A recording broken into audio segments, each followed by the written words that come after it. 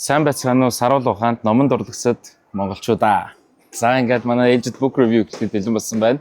Энэ 7 хоногийн book review-гаараа Surrounded by Idiots гэх Thomas Erikson-ийн энэ гоё ном байгаа.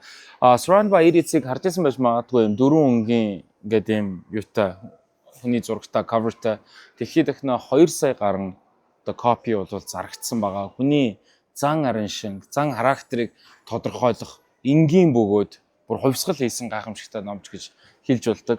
Бид нэр 2 дахь номныхоо ревюгаар байсан баха. Хайрын 5 илийг бол хийжсэн. За энэтэй бол адилханаар одоо хайрын гэхээс илүү бусадтай харилцах 4 өөр төрлийн хүн байдаг талаар энэ номон дээр бол ингээ гарч байгаа. Энэ тэгээд айгуу гоё тийм бусад хүмүүс хоорондоо ямар конфликт зөрчлүүд ер нь ингэж гардгуу. Энийг хэрхэн шийдвэрлэх үү гэдэг тал дээр бол маш сонирхолтойгоор тийм шинэлэг санааг гаргаж ирсэн гэж хэлж үл ер нь болно. Яагаад гэвэл зэрэг хүмүүс өөр хоорондоо харилцан адилгүй маа. Idiots тэнэг хүмүүс биш юм аа. Харин зүгээр л хүмүүс хоорондоо өөр юм аа. Суур зан нь бүр fundamental бүр ингээд одоо юунаасаа бүр гүнээсээ цаанаасаа өөр гэдэг байдлыг одоо илэрхийлж байгаа. За жишээ нь 4 өөр төрлийн хүн байдаг нь нэгдүгüүрт нь улаан. Улаан болвол ийм давмгай, dominant, ийм удирдагч гэдэг ийм характертай ийм хүмүүс байдаг талаар одоо ярьж байна. Товчхондоо бол тийм ээ. За шар болвол ерөөсөө надрахуу ийм сүр сар хийсэн одоо ийм илүү нийгэмд илүү идэвхтэй байдаг. За 30 минутын дотор 20-30 санаач гаргаж магадгүй олон ингэ санаа гаргадаг ийм дүрлэлтсэн ийм төрлийн хүмүүсийг бол хэлж байгаа. За ногоон хүмүүс бол байдаг. Ногоон болвол аюу тийм friendly, нөхөрсөг яхвтэй гэдэг бусдыг зохицуулагч, эвдрүүлэгч гэх мэтчлэн маягтай бол байдаг. За цэнхэр хүмүүс бол одоо маш зарчимч, маш тоочны. За ийм төрөл нь бол одоо давмгай хүмүүс бол цэнхэр бахна. За улаан шар, ногоон, цэнхэр гэд ийм 4 төрлийн хүн бол байна гэж. За давчхандаа бол мэдээж хүмүүст энэ өнгөний чанарууд бол аль нь бол байдаг. Гэхдээ энэ дөрвөөс аль нэг нь заавал бусдаасаа бас илүү байдаг учраас өөр хоорондоо харилцан оршиход асуудал үүсэх нь илбэг байдаг. Энэ бол ажлын байран дээр, өдөр тутмын амьдрал дээр, хүний хайр дурлал дээр ч гэсэндээ хоёр хүмүүс хоорондоо үл ойлголцох гэдэг нь улаан цэнхэр хоёр хоорондоо жишээ нь зөрчилдөг ч юм уу. Энэ талаар бол гарч байгаа. За ерөнхийд нь бол ингээд орхисон дээр бах гэж бодож байна. Ягаад тэгэхээр энэ дотор яг харагдаж байгаа одоо айгүй гой гой жишээнүүд байгаа юм л да. Жишээ нь цэнхэр эсвэл ногоон хүнтэй яаж харьцах уу гэдэг нэг асуудал байгаа да.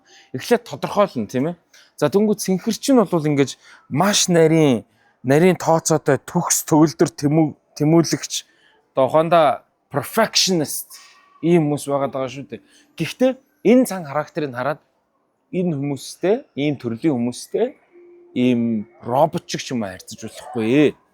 Адилхан хүмүүс, адилхан филингтэй нэг удаа яг ийм төрлийн кейс бол байсан гэдэг утгаараа ингэж тэр илүү сэтгэлийн тэр утсыг нь хөндөг тал дээр харин ч тийм бүр хит төвлөрөгч хүмүүстэй бол илүү тэгж харьцах талаар ярьж байгаа.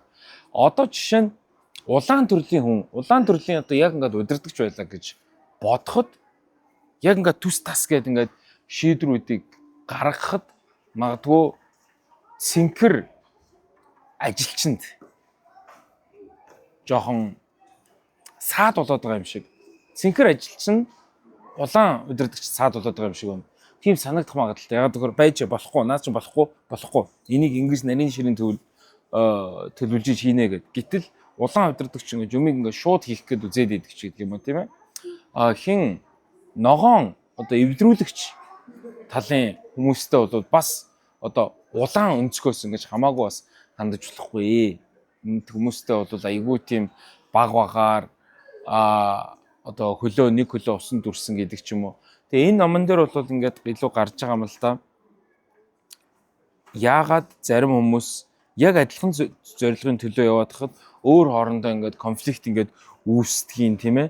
Одоо ногоонуудтай ажиллахдаа бол ухаандаа тийм тайван зохицуулагч хүмүүс учраас ингэж төвчээртэй хандах хэрэгтэй. Улаан хүн бол илүү бухимдлыг нь төрүүлнэ гэдэг ч юм уу. Шар хүмүүстээр болохоор нөгөө яалтчгүй цэнхэр чин шартаага асуудал үүснэ шүү дээ. Шар чин ингээд айгүй олон санааг айгүй олон ингэж дивсэн тийм богино хугацаанд ингэж гаргадаг тийм хөөрүү тийм төрлийн хүмүүс байгаа.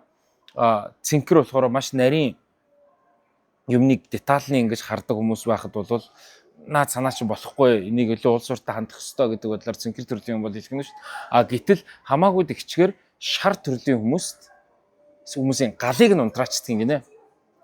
За тэгээд ер нь гол энэ номны маань бол ер нь хамгийн гол зорилго бол ерөөсөө үл ойлголцол гэдэг бол хөвчлэн хүн өөрийн өнгөөр ярьж бусдын өнгөнд тааруулж чадахгүй байгаасаа болдгийм аа. Улаан дарга ногоо ажилтан тушаал өгвөл түүнийг стресстүүлдэг, шар хүн хитрхи уран сэтгэмж гаргуул цэнхрийг бухимдуулдаг, тийм ээ. Тэгэхээр өөрийгөө одоо илүү таних нь чухал, өөрийн өнгийг мэдснээр бусадтай харилцаа илүү чухал гэх мэтчлэн зүйлс гарч байгаа. Мэдээж энэ номны давуу тал нь бол аюу гой өнгөөр ингээд тодорхойлцсон. Магадгүй сул тал гэж харагдаж байгаа зүйл байх юм бол хит ерөнхий байж магадгүй. Гэхдээ ахаал нөгөө хайрын 5 хил дээр ярьдаг шиг бие биенийхөө ойлгох behavioral science бусдын зан үйл дээр энэ шинжлэх ухаан дээр бол маш том хувь нэмэр оруулсан. Дэлхийн номер 1 international bestseller гэж 2 сая гаруй копи зарагдсан.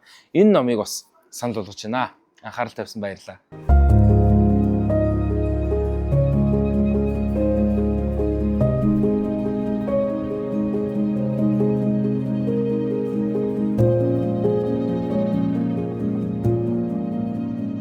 Мэдлэгээр чигүүрлээ. Mona English Bookstore.